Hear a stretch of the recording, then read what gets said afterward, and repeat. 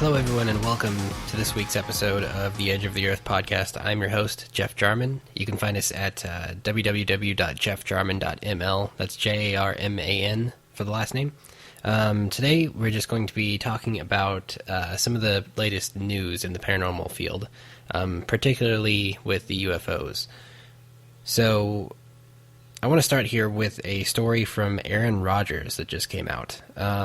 He's actually the quarterback for the Green Bay Packers, and he made an appearance on Pete Holmes' You Made It Weird podcast, and he was asked about this UFO experience that he had. He was 21, and he was preparing for the NFL draft, and he was in the New York area for an interview that occurred the next morning of when the sighting occurred. So basically it was around midnight the night before this interview.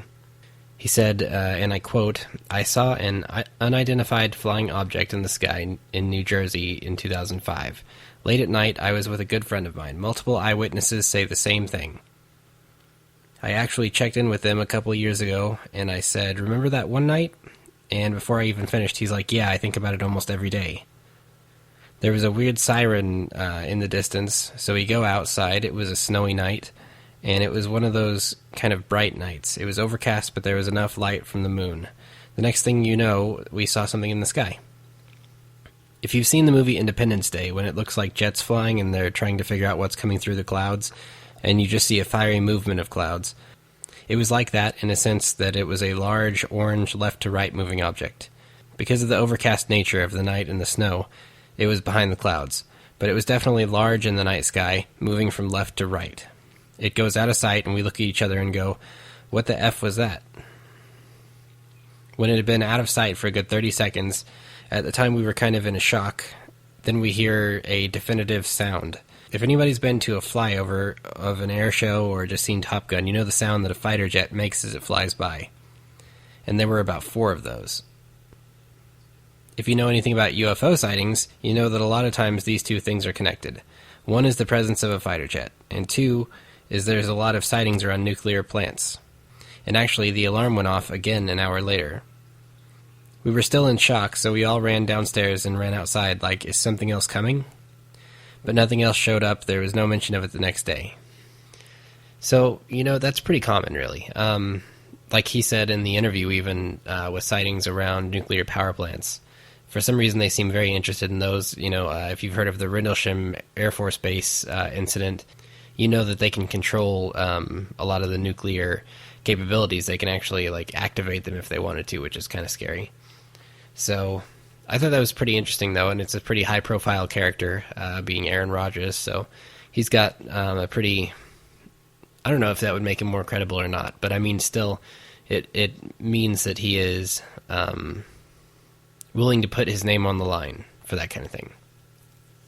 So next, we're going to move on to a story that just came out yesterday about a supposed sphinx on Mars. So this picture was actually taken back in 2014 by the Mars Curiosity rover in a dry lake bed of an area known as the Gale Crater. And if you look at the pictures, it definitely looks like the Great Sphinx of Giza, Egypt. But the thing is, even with it blown up, it's really hard to tell. It almost looks like a face kind of thing, but we've seen so many objects on Mars that we didn't really know what they were, whether they be rocks that look like animals, like a lizard or something, or even they have that picture that some people think is like a Bigfoot on Mars, which is pretty strange. But that one itself is an interesting photo. If you haven't seen it, look up like Sasquatch on Mars or Bigfoot on Mars. But with this Sphinx, it really does look pretty impressive, but it's not quite as big. One researcher named Joe White said he estimates it to be about 100 feet long, maybe 200 feet long. So that's considerably smaller than the one in Egypt. And of course, it could be an optical illusion, but the image is quite clear, and a sphinx-like structure can be seen in multiple images taken over the last few years as the Curiosity rover slowly motored around its fascinating landscape. That was also said by Joe White. So yeah, that's just it. It's like, what is an optical illusion and what's real? What's interesting to me, though, is that it took so long for this image to actually make it out here, because we're in the year 2016 now. This is March 25th right now of 2016. And this photo was taken back in 2014. I don't know if NASA's just now releasing it or if it's just now kind of making its way across the internet. But, I mean, we gotta understand NASA has had a long history of doctoring photos, whether they be photos of the moon or just photos from space where they take UFOs out of the picture. Lots of editing goes on, and that was proven by Gary McKinnon. Now, if you haven't heard of Gary McKinnon, he's a Scottish systems administrator and hacker who was accused in 2002 of perpetrating what is called the biggest military computer hack of all time. Although McKinnon himself states that he was merely looking for evidence of a free energy suppression or a cover-up of UFO activity and even other technologies potentially useful to the public. On October 16th of 2012, after a series of legal proceedings in Britain, Home Secretary Theresa May withdrew her extradition order to the United States. Which, I mean, I don't know if it's unpatriotic, but I totally agree with that decision. I don't think that they should give Gary McKinnon to the United States. And, I mean, the U.S. is so paranoid about this guy, they're going to monitor him for the rest of his life, and they probably are monitoring me because I've been looking into it so much. But basically, any time that you have anything to do with this guy, it draws attention. Basically, he was accused of hacking into 97 United States military and NASA computers over a 13-month period between February 2001 and March 2002 at his girlfriend's aunt's house in London using the name Solo. The U.S. authorities stated he deleted critical files from operating systems, which shut down the United States Army's Military District of Washington network of 2,000 computers for 24 hours.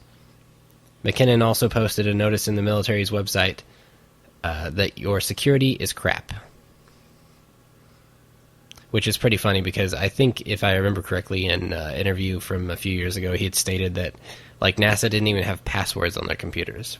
Or if they did, they were extremely weak ones. And that's pretty insane. But then again, this was a long time ago, and they probably didn't ever think that anyone would be able to hack into their systems.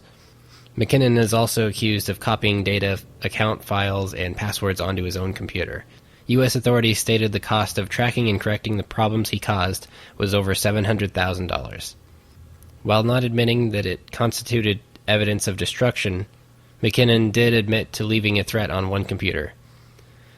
And the quote he left was, "U.S. foreign policy is akin to government-sponsored terrorism these days. It was not a mistake that there was a huge security stand down on September 11th last year. I am Solo. I will continue to disrupt at the highest levels." U.S. authorities stated that McKinnon was trying to downplay his own actions.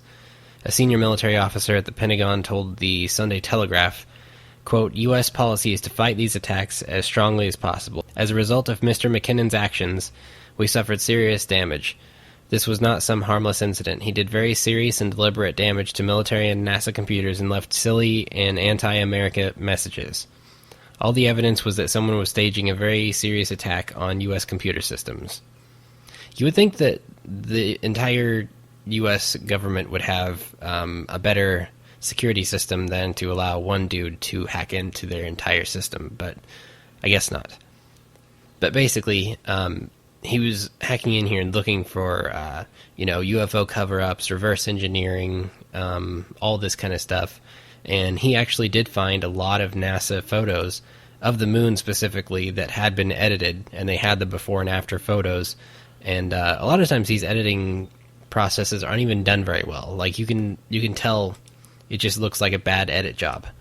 He contributed to one of the top alien conspiracist theories that NASA and the U.S. government have known for years we are being regularly monitored by UFOs from far-flung galaxies. But in the belief that Joe Public could not handle the truth, or it would lead to a breakdown of religion and society as we know it, it has been successfully withheld from us, by cover-up after cover-up.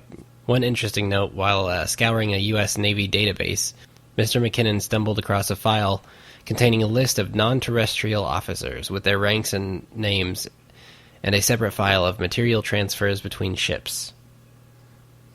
Although he has no record of any of the officer or ship names now, he claims further research at the time found no trace of any of the ships anywhere, or the use of the term non-terrestrial officer.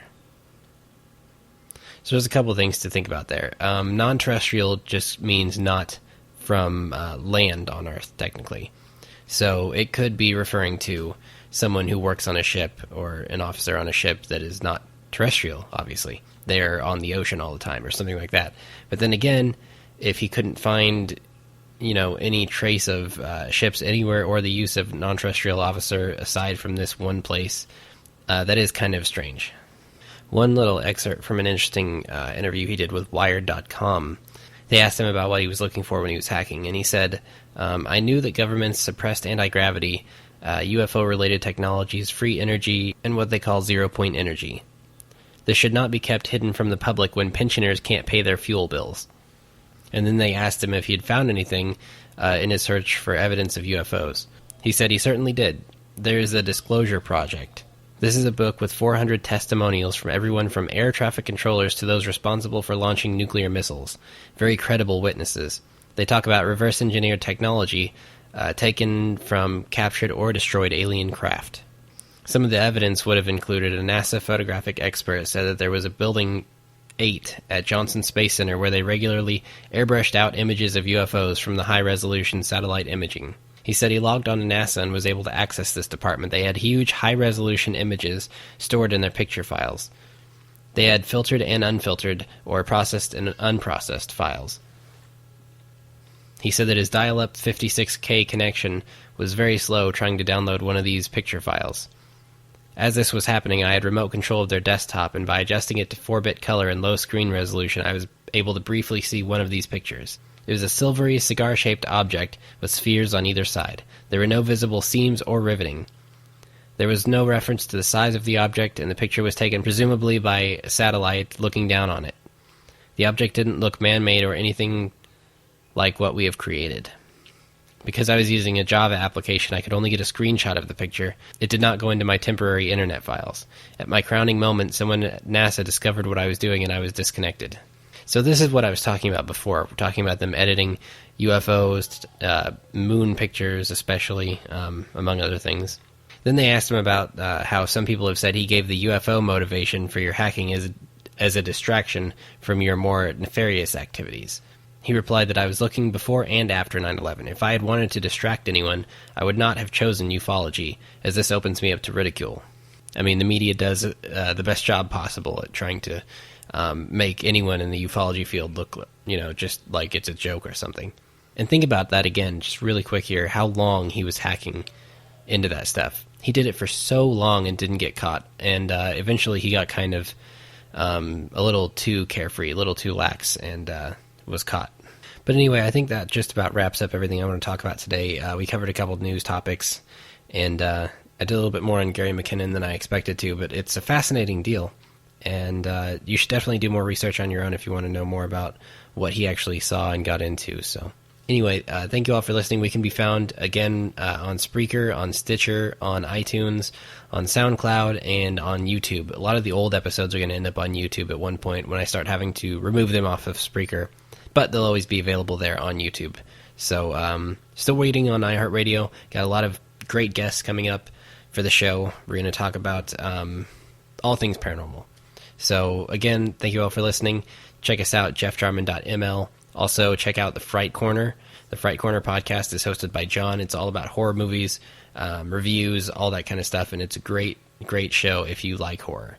So, and also find him on Twitter at The Fright Corner, and go to his website, www.thefrightcorner.tk. Thank you all for listening, and we'll see you right here next Saturday at the edge of the earth.